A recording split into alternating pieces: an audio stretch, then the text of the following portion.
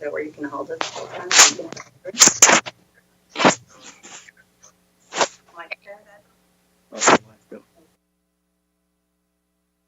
A little bit of a problem with our microphone this morning, so I get to use one like I'm on American Idol.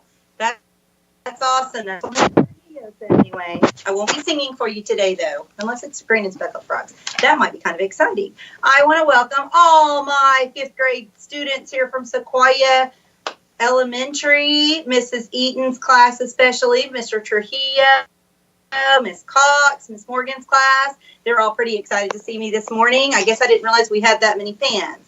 I got a lot of wonderful feedback last week from our frog unit. I know some of you made the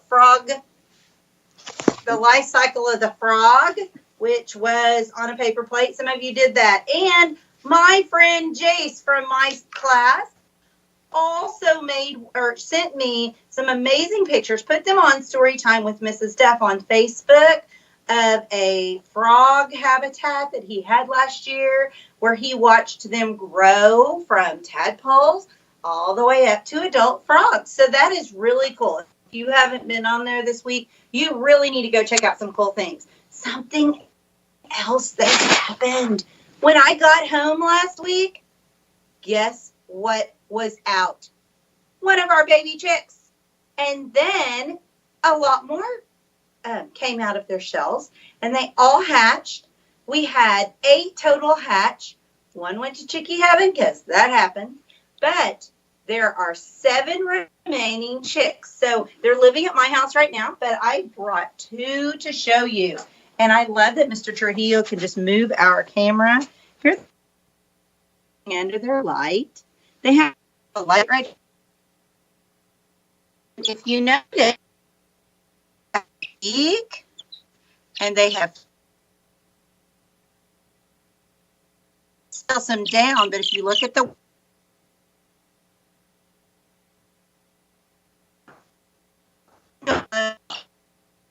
now, they have to decide where they're going to be one of my genetics. They've been in my living room while they were hatching. Now this morning, let's start out with our calendar.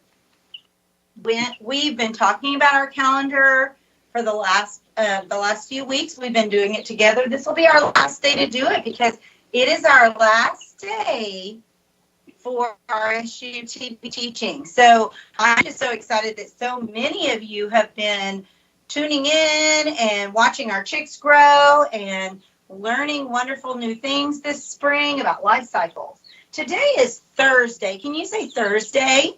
Well, Thursday is not the beginning of the week and not at the end of the week. It's kind of just in the middle. Let's say our days of the week. Sunday, Monday, Tuesday, Wednesday, Thursday, Friday, Saturday. Good job, boys and girls. Now, it is still the month of May, and May is always our last month of school here at Sequoyah. And it probably is your last month of school no matter where you're at in Oklahoma. So that's pretty exciting that we all get out the same month. Well, hatching day got moved here to the last Thursday because that's when they hatched. And then we start right here, and let's count all the way up till today. And I'll stop and tell you when we get to today's date. 1, 2, 3, 4, 5, 6, 7. Today is May the 7th, 2020. Now, a lot of the times we don't finish school till about the 4th, or maybe even down there on the 21st. But this year we get to finish just a little bit early, and that's okay. It's all right. You guys are still going to do lots of things at your homes. You're still going to get to do lots of fun things that are educational with your parents. I have a few things that I'm going to show you after our story today. So I want to talk to you about our story today. It's going to be about butterflies. Can you guys say butterfly? Let's clap that. Butterfly. How many syllables is that? Butterfly. That's right, 3. We've done butterflies several weeks in a row. How about earthworm? Earthworm. Good job. I have some more written down over here. Let me come over here where I can read them and just sit down and kind of get comfortable. I think that might be easier for Mr. Trujillo. He won't have to chase me. Now, we've got bumblebee. Let's say that. Bumblebee. Good job. How many syllables? 3. Good. Stink bug. Stink bug. 2. Eggshell. Eggshell. Good job. Bluebell. Bluebell. That's also 2. Buttercup. Buttercup. Good job. We already did butterfly, so dragonfly. Dragonfly. 3 syllables. Good. And rainbow. Rainbow. Good job. That was 2. Now today we're going to talk about another one that's got a lot of syllables. Caterpillar. Let's count how many syllables are in that. Caterpillar. 4 syllables. Wow. Now some of those were also compound words. Actually, most of those were compound words. Like butterfly. Put it together. It's butterfly. Good. Earthworm. Earthworm. Bumblebee. Bumblebee. Good job on those. You guys are doing a good job. Those were all springtime words. They're things that we might see in the springtime, find in the springtime.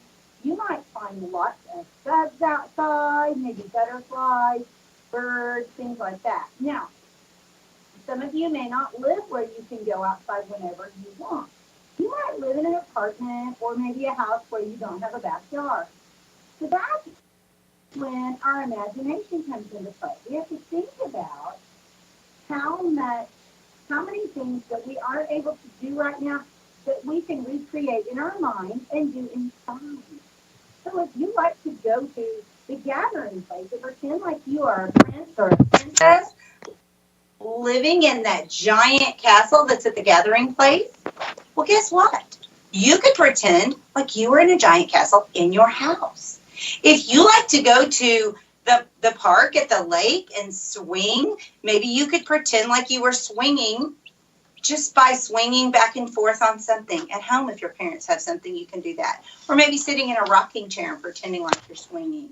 So there are all kinds of things you can do inside or at your home. Maybe your parents might take you for a walk, or you might get to pretend like you are a celebrity chef. You could get something and pretend like you have a microphone, just like Mrs. Duff, and be doing your school for maybe your brothers or sisters or mom and dad or maybe some neighbors that you're allowed to be with. Now, we're going to, and I want to talk to you about using your imagination, because that's what I was just telling you. You could use your imagination to do things at home. Well, our imagination can take us anywhere, no matter where we're at.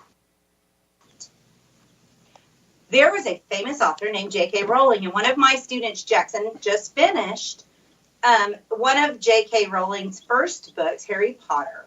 And in Harry Potter, she takes you to Hogwarts Academy, and they are wizards and wizards.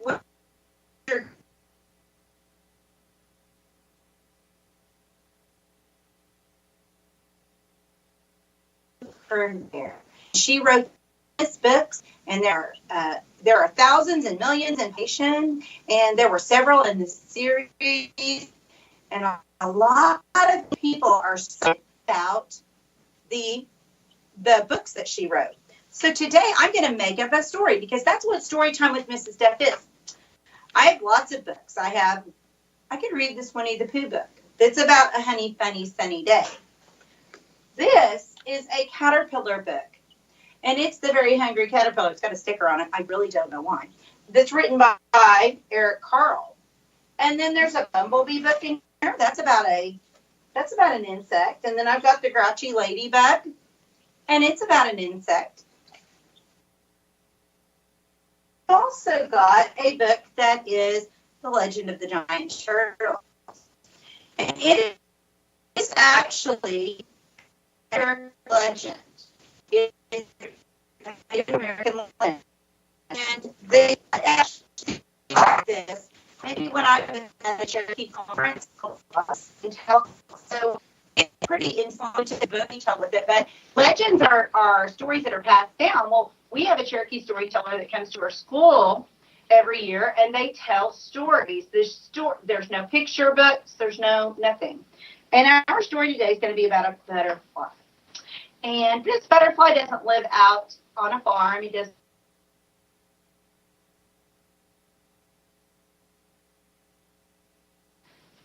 that has like just a huge amount of space. This caterpillar started out as a little bitty egg on a little bitty twig on a little bitty leaf in a pretty small tree in a parking lot in front of a bakery.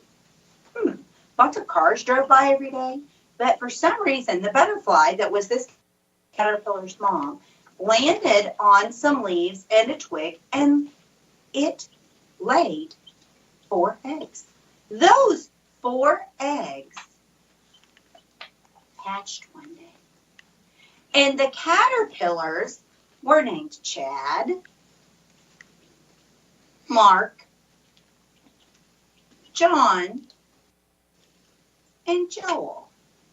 So one day, they were all crawling up and down, and the first day they were born, they all ate that same leaf, and they got kind of hungry. So Chad and Mark went off on their own, and John and Joel stayed together. Well, sadly, when one of the nurses that worked at the nearby hospital walked by to go to her shift one morning, Chad got really excited to see a person, and a big gust of wind came and it blew him out of the tree, and guess what? Squish! He got stepped on. But then Mr. McGillicuddy, who came every day to watch the tree and sit under the tree to have his morning coffee, was sitting one day, and he decided that it was his job, after he saw what happened to Chad, it was his job to make sure that Mark, John, and Joel made it to be butterflies. So he came every day, and as rush hour went by and lots of people walked by and they came in the bakery and got their coffee and their donuts, and then they came out, he watched every day. Well, he left every day about noon when it wasn't busy anymore, and the caterpillars continued to eat their leaves. But you know, the thing is Joel didn't really like the leaves. Now Mark and John, they were happy to go all over that tree and just eat those leaves. Yum, yum, yum, yum, yum. But Joel could smell all the wonderful stuff that was coming from the bakery. He could smell the kolaches that had sausages in them, and he could smell the cakes they were baking for people to pick up for birthday parties. He could smell the maple donuts and the apple fritters. He could smell that warm, yummy caramel coffee that they served. That was their specialty. And so he decided one night after it got dark and the bakery was closed, he was going to go investigate. He crawled down the trunk of the tree, and he was teeny tiny, so you couldn't hardly see him. And he crawled across the parking lot over to where the dumpster was, where they put all the food that they were done with for the day. And he went inside and he ate. He ate through a big sausage, and he ate through a piece of birthday cake, and he ate through a donut. And he even slurped up some of that yummy caramel coffee. Well, that coffee had a lot of caffeine. It kept him awake all night long. I mean, he just went all over that parking lot. But then when the sun started to rise, and it was just about time for that nurse to walk by, and he didn't want to get squished again on her way to her morning shift, he went back over really, really fast because he'd had all that caffeine. And he went back up the tree, and he looked for Mark and John. Well, Joel looked on the first twig where they were all born. Mark and John were not there. Joel looked up high in the tree where Mark and John liked to eat their favorite big leaves. They weren't there. And then all of a sudden, he saw something. He saw these little brown squiggly things hanging from the bottom of one of the twigs, 2 together. Mark and John had made their chrysalis. They were finished eating because they ate the right things. They had grown big, and they were ready to make their chrysalis. Well, Joel was kind of lonely. He didn't know why he hadn't grown like they had. He didn't know why it wasn't his turn to make a chrysalis yet, but he wasn't ready to. He knew that. So all day he crawled all over the tree, all over it, and he just ate little bits of leaves. He really didn't like, they did not taste nearly as good as that caramel coffee. But he knew he had to eat the right things so he'd grow big and strong. So he went all over the tree, And eventually, he ate so much that he was so full he could not eat anything else. And that night, he went to sleep. And the next morning when he woke up, guess what? He felt like he probably should just go hang from a branch and start making his chrysalis. So that's what he did. He hung from a branch and he made his chrysalis. So he had to weave some silk and some things around him, and then he hung just like a J, just like the letter J, from the branch. Well, now, some caterpillars hang there for a long time. Their chrysalises take forever. These caterpillars had kind of fast chrysalises. So they went about 10 days, and then guess what happened? Mark and John came out of their chrysalis. But guess who was still hanging there? Yep, you guessed it. Joel was still hanging there because he hadn't eaten the right things to begin with. So he was kind of a little bit behind. That was okay. So Mark and John came out, and they spread out their wings, and they had beautiful, what color do you guys want them to be? Purple. Ooh, I love purple. Beautiful purple butterfly wings. And they waited till their wings dried. They had to stay on that branch for probably about an hour, maybe a little longer, to let the wind blow their wings dry. And then they flew down and they perched right on the bakery window. And they watched all the customers all day. And there were some flowers planted outside, so they'd go down to the flowers and they would eat some nectar and get a little bit to eat. They would go back up and they would hang out there on the window, and they had a discussion. So, where do you think Joel is? I don't know. I don't know where Joel's at.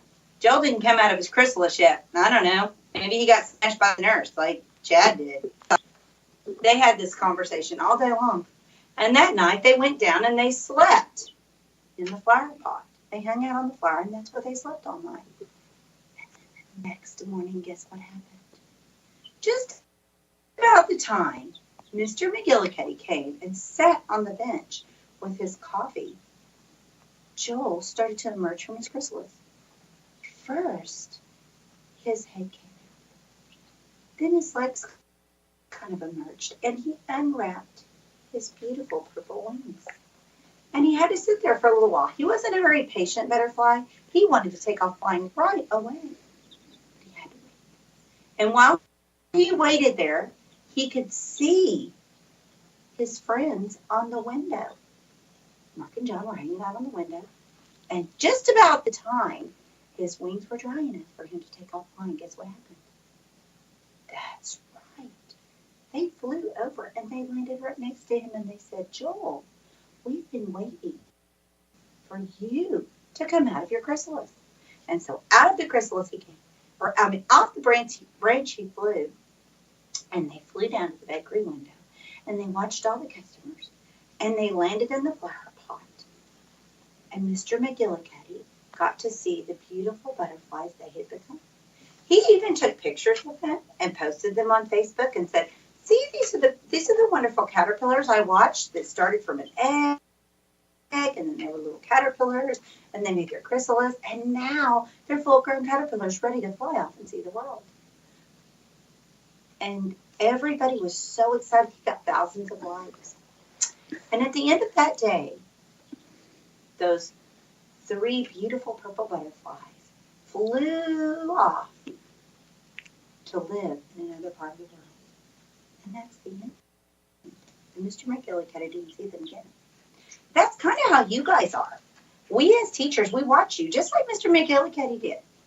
And we watched you all year long until you learned so many things that now it's the end of school and you are ready to fly off and see the world, just like those butterflies are. Those butterflies are just like you. Sometimes butterflies come out of their chrysalis early, and sometimes they come out of their chrysalis late, just like you do, boys and girls. But guess what? You all get there together, don't you? Now, that's the end of my story, and today I have a couple of crafts that go with my story. Now, you are going to have several of these things at your house, and if you don't, it's okay. But I have first a butterfly craft to show you. It's going to be kind of hard because I'm hanging on to this. And Mother's Day is coming up, so I have a few Mother's Day options. You could make a Mother's Day card by tracing your hand and maybe writing Happy Mother's Day on the inside. And I posted these on Storytime with Mrs. Duff. There's another handprint. You could just make a handprint, don't have to make a card. But then I made a butterfly. Do you want to know how to make a butterfly? I thought you would. So I took a coffee filter and I colored it with markers. And because I'm having a hold, this is going to be kind of hard. So I just took markers. Now, parents, you need washable markers because Expos don't work. I tried it. Expos don't work.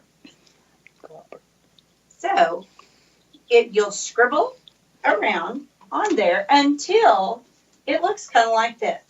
Oh, if I can get it off of there. All the way around, maybe blue, green, whatever. If you do blue and yellow and then you spray it with water, brought my water.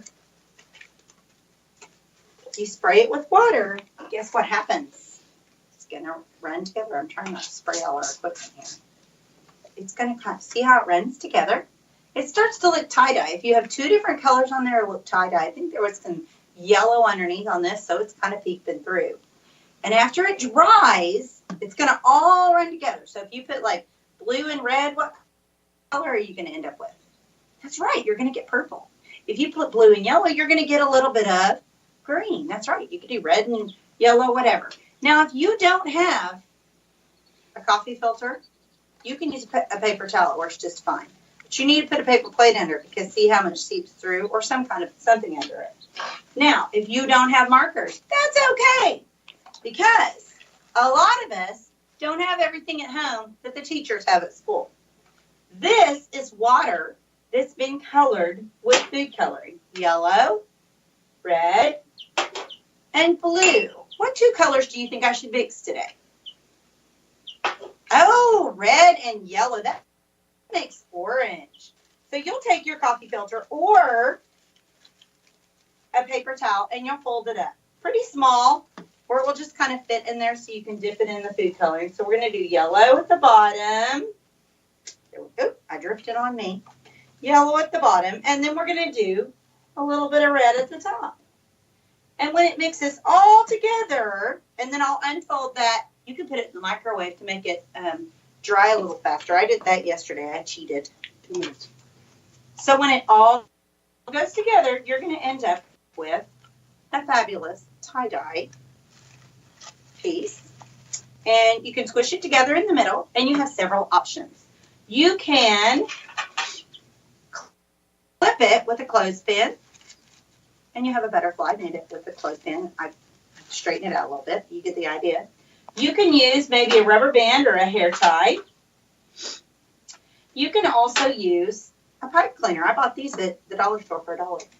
And you could also make bugs out of a little egg carton too. So any kind of things. And my final one is this. So that was kind of cool, wasn't it? You could make that for your mom for Mother's Day. It's also Teacher Appreciation Week, and we want to thank you all for watching us on RSU TV. And be sure to try to thank your teacher if there's any way that you can thank your teacher. We thank you. And this is our last day, so I want to make sure that you know how much we love you. So everybody point to your head and say, I'm brilliant. I am strong. Are you saying them with me? Good job. I am caring. I am determined. I'm a hard worker. And I am helpful.